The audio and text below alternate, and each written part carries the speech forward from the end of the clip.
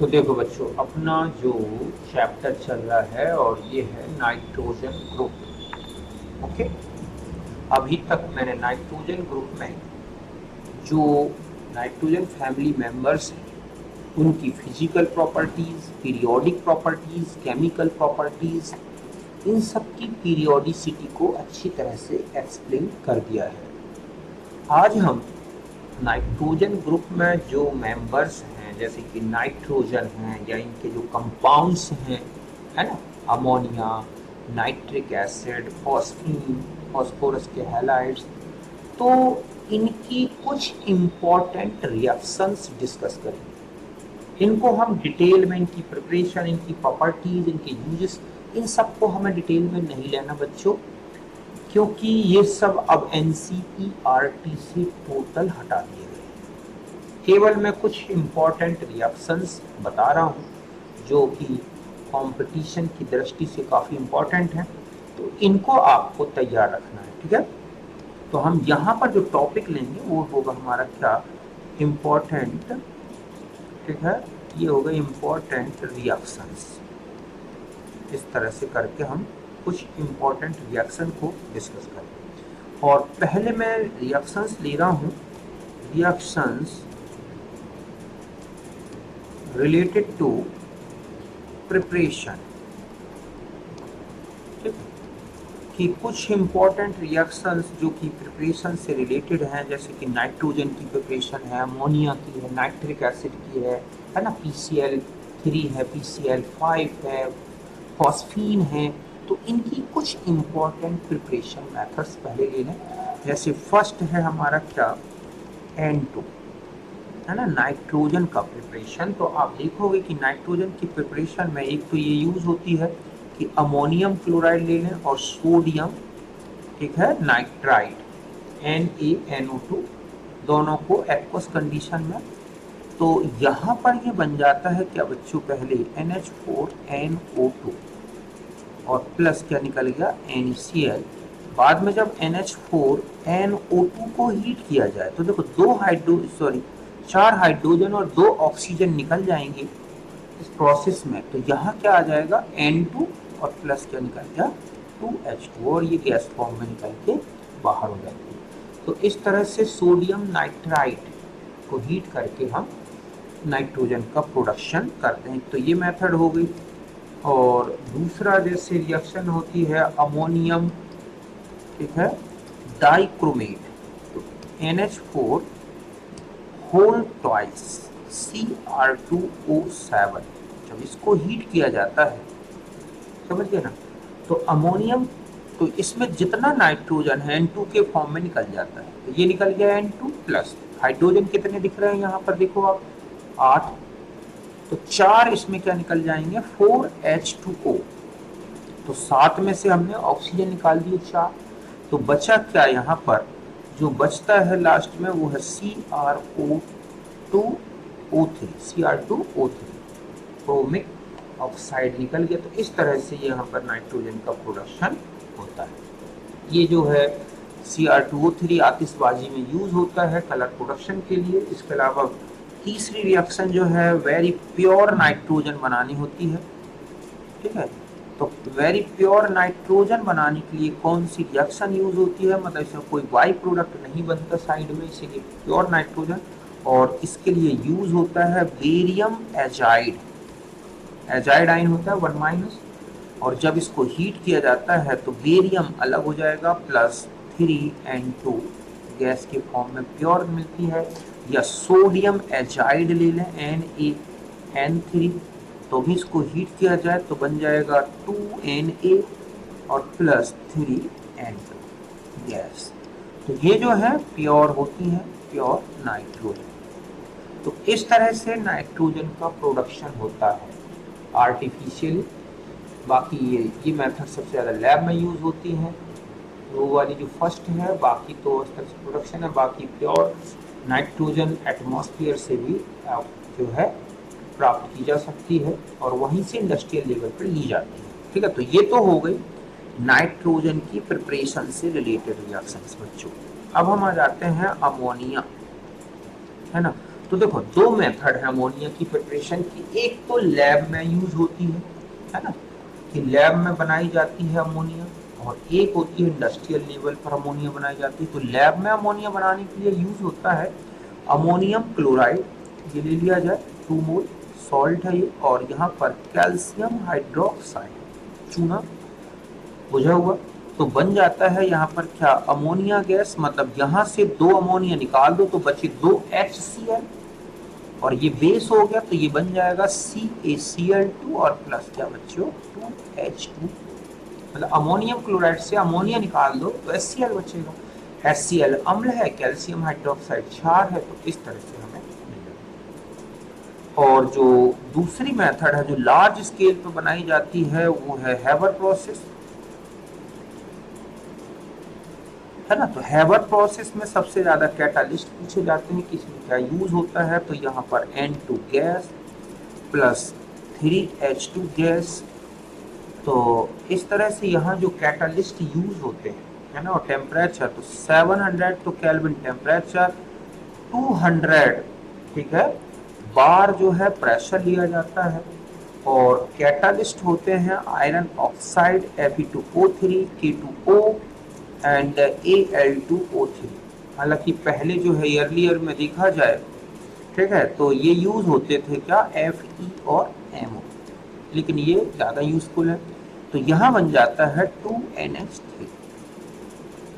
FeMO में Fe को ज़्यादा यूज इसलिए नहीं करते बच्चों कि अगर गलती से एटमॉस्फेरिक कार्बन मोनोऑक्साइड आ गई नाइट्रोजन या हाइड्रोजन के थ्रू, तो रिएक्शन रुक जाती है, क्योंकि Fe के साथ CO जो है FeCO होल 5 बना देता है, और इस तरह से यहाँ पर जो CO आ जाती है कार्बन मोनोऑक्साइड, वो क्या है एक प्रकार का कैटालिटिक पॉइजन की तरफ वर्क करता है। इसीलिए आयरन को Fe2O3 के फॉर्म में लेके फिर रिएक्शन कराई जाती है, तो फिर बनता है अमोनिया लार्ज स्केल में। तो ये ध्यान रखना है, ये कैटालिस्ट है, पहले ये भी कैटालिस्ट और आज भी यूज होता है, लेकिन ज्यादा अच्छा है कि Fe2O3, K2O और Al2O3 यूज किया जाए। ठीक है, तो इस तरह से अमोनिया का प्रोडक्शन लार्ज स्केल पर इंडस्ट्रियल लेवल पर कराया जाता है। फिर हम आ जाते हैं तीसरी जो मेथड है बच्चों, तीसरा जो प्रोडक्ट है हमारा वो है नाइट्रिक एसिड HNO3। ठीक है, कि नाइट्रिक एसिड कैसे बनाया जाता है, तो देखो पहला तो लैब में बना दूं कि लैब में कैसे बनाते हैं। तो इसके लिए लिया जाता है NaNO3, ठीक है, सोडियम नाइट्रेट प्लस H2SO4, अब बन जाता है क्या NaHSO4 और प्लस क्या बनेगा बच्चों HNO3। इस तरह से कॉन्सेंट्रेट H2SO4 लिया जाता है, बनता है लैब में। तो ये मेथड लैब की होती है। दूसरी है इंडस्ट्रियल लेवल में जब है, ठीक है, इंडस्ट्रियल लेवल में कैसे बनाया जाता है। तो इंडस्ट्रियल प्रोडक्शन जो है इसका वो होता है क्या बच्चों, और उस मेथड का नाम है जिस पर ये लार्ज स्केल पर बनाया जाता है, और ये है ओस्टवाल्ड मेथड। कौन सी, ओस्टवाल्ड प्रोसेस, है ना। तो इंडस्ट्रियल लेवल पर जो नाइट्रिक एसिड का प्रोडक्शन है वो ओस्टवाल्ड मेथड से होता है। अब देखो कैसे होता है, पहले अमोनिया को जलाया जाता है किसके साथ, ऑक्सीजन के साथ, और यहाँ जो कैटालिस्ट यूज होते हैं PT, ठीक है, या फिर कहें कि RH एस्बेस्टॉस, इस तरह से गेज बनी होती है, और 500 केल्विन टेम्परेचर और लगभग 9 बार प्रेशर लिया जाता है। तो पहले बनता है 4NO और प्लस यहाँ निकल जाएगा 6H2O, 10 ऑक्सीजन में से 4 यहाँ निकल गए। ठीक है, अब क्या किया जाता है कि जो NO है इसको ऑक्सीडाइज किया जाता है O2 के साथ, हाई टेम्परेचर पर कैटालिस्ट यही बने रहते हैं, तो बन जाता है, ठीक है, 2NO2। अब जो NO2 बना है ये एक प्रकार का क्या है बच्चों, मिक्स्ड ऑक्साइड या मिक्स्ड एनहाइड्राइड, है ना, क्योंकि इसको वाटर में डिसॉल्व किया जाए तो ये दोनों प्रकार के एसिड बना देता है। अब इसको डिसॉल्व किया जाता है किसमें, वाटर में, NO2 2 मोल प्लस यहाँ हो जाएगा H2O लिक्विड में लिया जाता है तो बनता है HNO3, 2 मोल बन जाएगा ये, और बाकी जो बना वो है क्या, NO। तो इस तरह से नाइट्रिक एसिड, कई बार ऐसा रिएक्शन लिखी होती है NO2 प्लस H2O, तो ये बन जाएगा क्या, HNO3 प्लस HNO2। ठीक है, तो ऐसा भी लिखा है तो कोई दिक्कत नहीं, बाद में HNO2 जो है डिकम्पोज हो जाता है NO, और NO को दोबारा वहीं यहाँ पर भेज दिया जाता है, मतलब जो है जहाँ NO बन रहा है ना ये ऊपर यहाँ पर, इसकी जगह ये बचा हुआ NO यहाँ आ जाता है, और फिर वो इसी तरह से प्रोसेस चलता रहता है, और लगभग ये बनता है हमारे पास 68% तक का प्योर होता है। ये तो है नाइट्रिक एसिड। ठीक इसी तरह से नेक्स्ट आता है फॉस्फीन।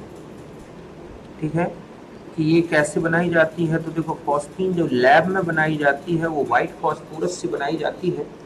फॉस्फीन को जो है वाइट फॉस्फोरस से बनाया जाता है, और इसके लिए क्या करते हैं, जो वाइट फॉस्फोरस है उसको NaOH के एक्वस सॉल्यूशन में डिजोल्व कर दिया जाता है, मतलब यहाँ पर P4 प्लस, ठीक है, यहाँ पर और रिएक्शन होगी 3NaOH प्लस 3H2O, ये एक डिस्प्रपोर्शनेशन रिएक्शन है, तो बनता है PH3 प्लस 3NaHPO2। तो यहाँ -3 और यहाँ +1 और ये 0 था, तो ये एक क्या है बच्चों, डिस्प्रपोर्शनेशन रिएक्शन है। इस तरह से ये बनता है फॉस्फीन। ठीक है, इसके अलावा और भी फॉस्फीन 1-2 मेथड से बनाया जाता है, जैसे कैल्शियम, तो एक तो ये रिएक्शन हो गई, दूसरा है कैल्शियम फॉस्फाइड ले लिया जाए, वाटर में डिजोल्व किया जाए 6H2O, तो CaOH का होल थ्राइस और प्लस 2PH3 फॉस्फीन गैस इस तरह से लिबरेट हुई। ये है डिस्प्रपोर्शनेशन से बनती है। ठीक है, तो एक तो कैल्शियम फॉस्फाइड से, वाटर की रिएक्शन से, तो इस तरह से। फिर हम आ जाते हैं फॉस्फोरस हैलाइड्स कैसे बनाए जाते हैं। फॉस्फोरस हैलाइड्स, ठीक है, और इनके अंतर्गत 2 हैलाइड्स का बनना बताया जाता है यहाँ पर। फॉस्फोरस हैलाइड में एक तो है PCl3, है ना, तो PCl3 को लिए P4 लिया जाता है प्लस यहाँ पर 8SOCl2, ये है थायोनल क्लोराइड। ठीक है, तो ये बन जाता है PCl3 4 मोल प्लस 4SO2 और प्लस 2S2Cl2। तो इस तरह से थायोनल क्लोराइड से PCl3, थायोनल ब्रोमाइड स्टेबल नहीं है, इसलिए इस मेथड से PbR3 नहीं बनाया जा सकता। और एक तो डायरेक्ट भी बनाया जा सकता है, फॉस्फोरस प्लस 6Cl2, ठीक है, हीट कर दिया जाए तो बनता है PCl3 इस तरह से। इस तरह PCl3 बनता है। ऐसे ही हम अगर PCl5 की बात करें, ठीक है, ये कैसे बनेगा PCl5, तो देखो ये भी डायरेक्ट रिएक्शन से भी बनाया जा सकता है कि P4 ले प्लस 5Cl2 ले ले, तो बन जाएगा PCl5, 5 में 10 लग जाएगा ये, तो ये हो जाएगा 10Cl2, तो यहाँ लगा दें 4, इस तरह से। एक तो ये है, और दूसरा है P4 प्लस SO2Cl2। अब यहाँ पर जो है कितने मोल हमें यहाँ लेना है, तो ये हो जाएगा 10SO2Cl, क्योंकि 20Cl2 चाहिए, और इसको बोलते हैं सल्फ्यूरल क्लोराइड। ठीक है, तो ये बन जाता है 4PCl5 प्लस 10SO2। ध्यान रखें ये बहुत ही इंपॉर्टेंट रिएक्शन है, क्योंकि जरा सा अंतर है, वो SOCl2 है और ये SO2Cl2 से। ठीक है, तो इस तरह से PCl5 का प्रोडक्शन किया जाता है। तो ये कुछ इम्पॉर्टेंट नाइट्रोजन ग्रुप के मेंबर्स हैं जिनका प्रोडक्शन यहाँ पर किया गया है। ठीक इसी तरह से 2 एसिड और बता दूँ कि जैसे कि H3PO3 की प्रिपरेशन, तो ये होती है P4O6 ले लें और प्लस 6H2O, तो बनता है 4H3PO3। ठीक है, इसी तरह से P4 O10 ले लें और प्लस 6H2O, तो बनता है H3PO4 3 मोल और प्लस बन जाती है PH3। ओके, और इसी की तरह से फॉस्फो ये है। और अगर मान लो इसी को पार्शियल हाइड्रोलाइज्ड किया जाए, ठीक है, 2H2O से, तब ये बना देता है क्या बच्चों, 4HPO3। और इसका कंप्लीट हाइड्रोलिसिस इस तरह से किया जाए कि 6H2O लगते हैं, तब बन जाता है ये क्या, 4H3PO। इस तरह से दो एसिड, फॉस्फोरस एसिड और फॉस्फोरिक एसिड कैसे बनाए जाते हैं ना, वो आपको बता दूँ। तो ये कुछ इम्पोर्टेंट प्रिपरेशन है जो कि नाइट्रोजन ग्रुप से रिलेटेड है, ठीक है। बाकी अब जो बचा है उसमें कुछ इम्पोर्टेंट रिएक्शंस लेंगे हम, जैसे अमोनिया की कौन कौन सी हैं, है ना, फॉस्फीन की कुछ इम्पोर्टेंट रिएक्शन, नाइट्रिक एसिड की, उनको, तब जाके हमारा पूरा नाइट्रोजन ग्रुप कंप्लीट हो जाएगा, ठीक है। फिर मिलते हैं नेक्स्ट।